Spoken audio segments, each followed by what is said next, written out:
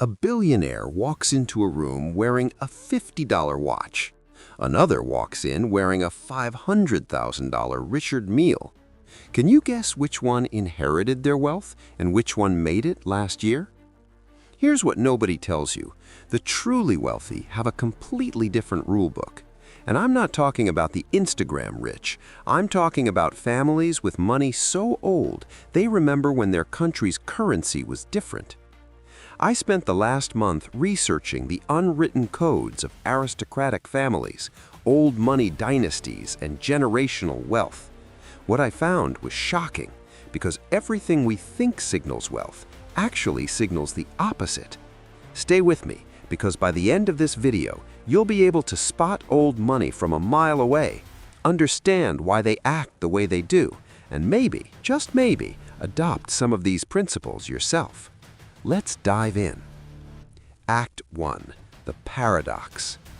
First, we need to understand the central paradox of old money. The wealthier you actually are, the less you need to show it. Think about it. If you have $10 million, you might buy a Lamborghini to prove it. But if your family has had $10 million for 10 generations, you drive a 15-year-old Volvo because you have nothing to prove. This is called stealth wealth, or quiet luxury, and it's having a massive moment right now thanks to shows like Succession. But here's what the TV shows don't tell you. This isn't just about fashion, it's an entire philosophy. There's a famous story about the Rothschild family. A young banker once approached Baron Rothschild at a party, showing off his new Rolex and expensive suit, trying to impress him. The Baron looked at him kindly and said, "Young man, when you're truly wealthy, nobody knows it but your accountant." That one sentence, that's the entire philosophy we're unpacking today. Because old money operates on completely different principles than new money. New money screams, old money whispers. New money trends, old money endures.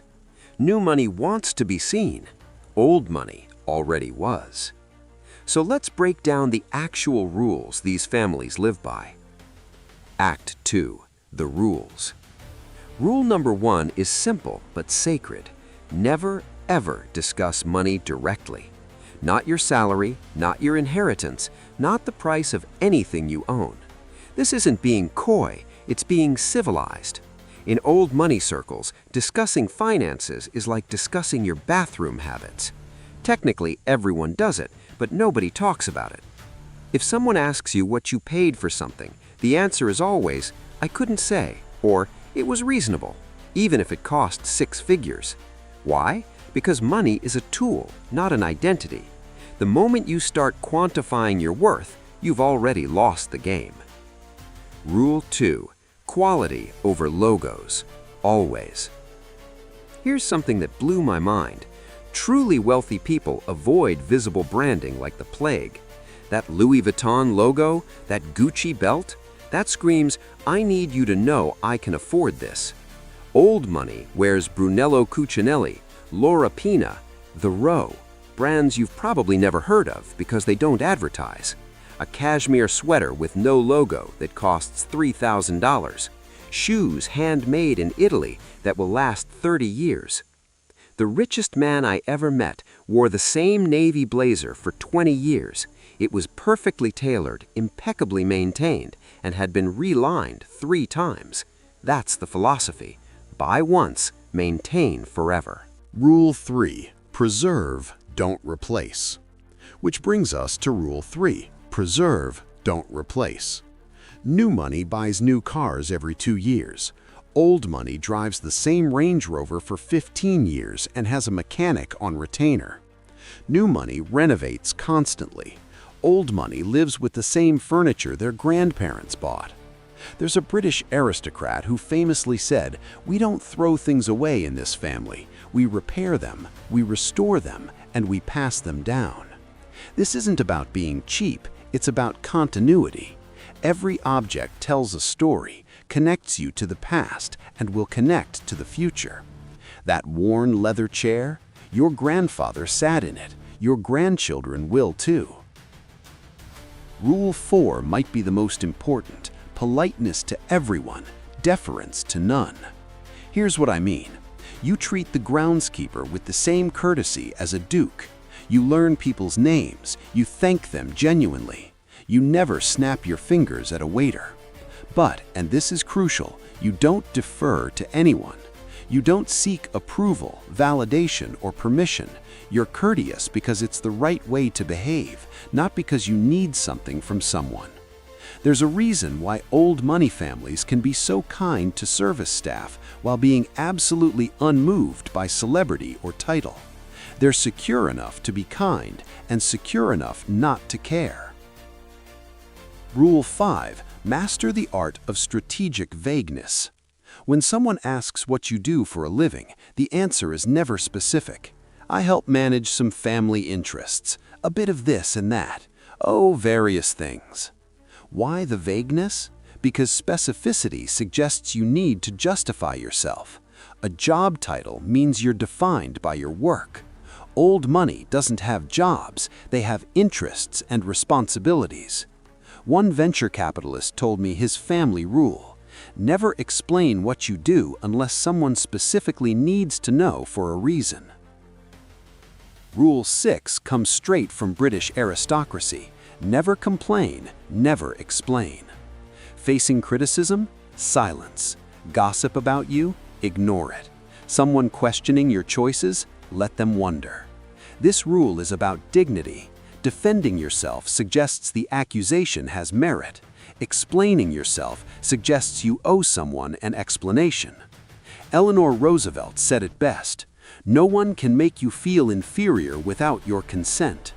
Old money simply never consents. Rule 7. Knowledge is assumed, never advertised. You should know your wine, your art history, your classical music.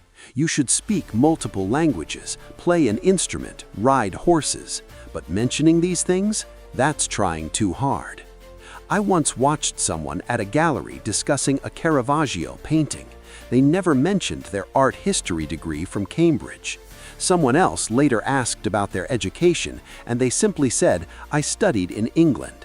The accomplishment speaks for itself, or it doesn't speak at all. Rule 8. Your home should appear inherited, not decorated. This is subtle but powerful. New money hires an interior designer to create a look. Old money lives with rooms that evolved over generations.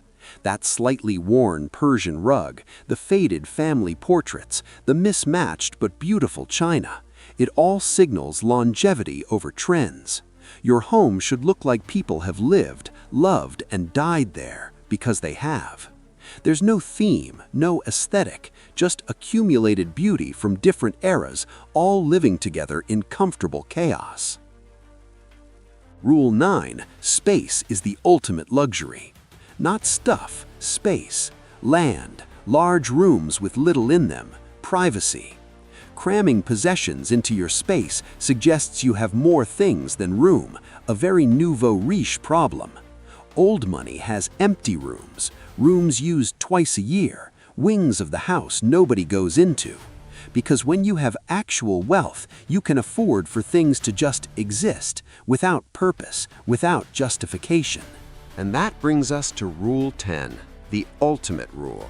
Act as though you have nothing to prove, because you don't. Your security doesn't come from this quarter's portfolio performance. It comes from generations of stability. You're not building a legacy, you're maintaining one. This is the hardest rule to fake because it requires genuine inner security. But it's also the most powerful because it changes everything about how you move through the world. Act 3, the twist. Now here's the twist that nobody talks about. Most of us will never be old money. We didn't inherit estates or trust funds. Our last names aren't on museum wings. And that's completely fine. But here's what's fascinating. Many of these rules aren't actually about money at all. They're about security, dignity, and values. Never complaining or explaining, that's just emotional maturity. Treating everyone with respect, basic human decency. Preserving rather than replacing, That's sustainability. Valuing quality over logos? That's being anti-consumerist.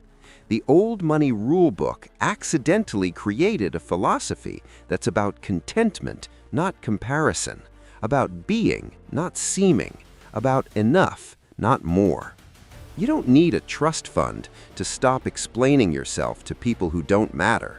You don't need an estate to maintain your possessions instead of replacing them. You don't need a title to treat people with dignity. The most valuable thing we can take from old money isn't their money, it's their freedom from needing to prove anything to anyone. And honestly, in a world of Instagram flexing and TikTok wealth porn, there's something quietly revolutionary about opting out of the comparison game entirely, about being so secure in yourself that you have nothing to prove. That's not old money, that's just wisdom. So here's my challenge to you. Pick one rule from this video and try it for a week. Maybe it's stopping yourself from explaining your choices to people who didn't ask. Maybe it's repairing something instead of replacing it. Maybe it's just treating everyone you meet with the same courtesy, regardless of their status. Because here's the secret, you can't fake old money, but you can absolutely cultivate old money principles. And in doing so, you might just find the security that old money families have been protecting for generations. If this video changed how you think about wealth, status, or success, do me a favor, hit that like button and subscribe. We're building a community of people who think differently about these topics. Drop a comment and tell me which rule surprised you most and which one will you try first. Thanks for watching. Until next time, remember, real wealth whispers. Make sure you're listening.